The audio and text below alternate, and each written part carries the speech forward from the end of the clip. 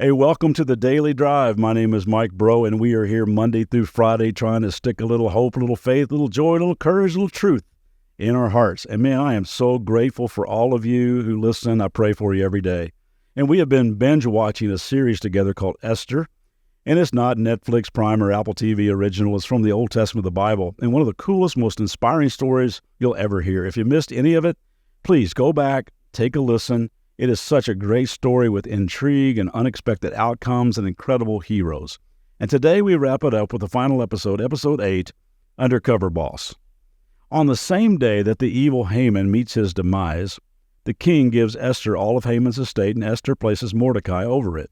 Because the king had already signed the edict against the Jews, he could not revoke it. So he has Mordecai issue a new decree that was again translated and sent out to all the provinces, and the headline read, on March 7th, Jews in every city had the right to assemble and protect themselves, to destroy and kill any armed force, nationality, or province that might attack them. This says, chapter 9, verse 1. So on March 7th, the two decrees of the king were put into effect. On that day, the enemies of the Jews had hoped to overpower them, but quite the opposite happened. It was the Jews who overpowered their enemies. Now recall episode 8, Undercover Boss, because while both Mordecai and Esther display some unbelievable courage and leadership, the architect of this whole thing is totally undercover, totally behind the scenes. One of the most intriguing things about the book of Esther is that God's name is never mentioned in it. But don't confuse God's name not being in it with God not being in it.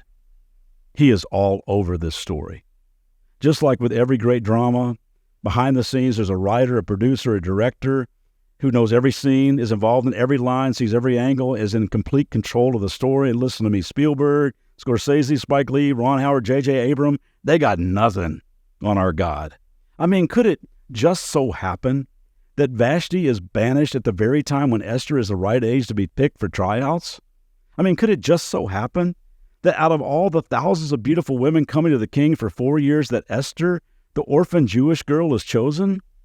Could it just so happen that the Jewish nation would face annihilation at the exact same time the queen happens to be Jewish? Could it just so happen that although it was against the law and the king didn't have a reputation for tolerating disrespectful wives, that Esther would win his favor?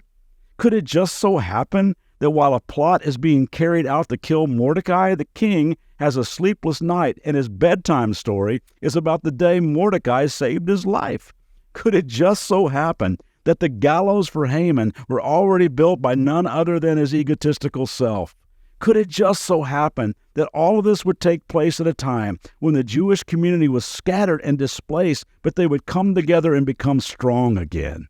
No way. That's God. That is God working behind the scenes and everything. And I think God chose to inspire this story without his name being mentioned so that we could take some courage. Because maybe you've been through some season in your life where you couldn't figure out how God was working, what God was doing. But now you look back and you see his hand all over it. Or maybe you're going through something in your life right now, and for the life of you, you can't figure out where God is in your story. You can't seem to find his involvement.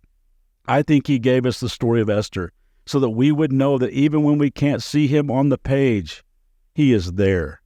He is right where you are right now. Don't be afraid. Be brave. You are not alone. When fear rips you and insecurity grips you, know that he equips you to walk through that door. When shame makes you pause to keep you from the cause, when no one stands with you, know that he does. When the past screams, who are you to do such a thing? Know that there's one who is working behind the scenes to give you the courage, the power, the words, the resolve to stand in his love against all odds, to remind you of who you are, that you are now his, and you have been made for such a time as this. If you and I are going to live courageous lives, we got to know that we don't have to be the hero. The hero is already at work.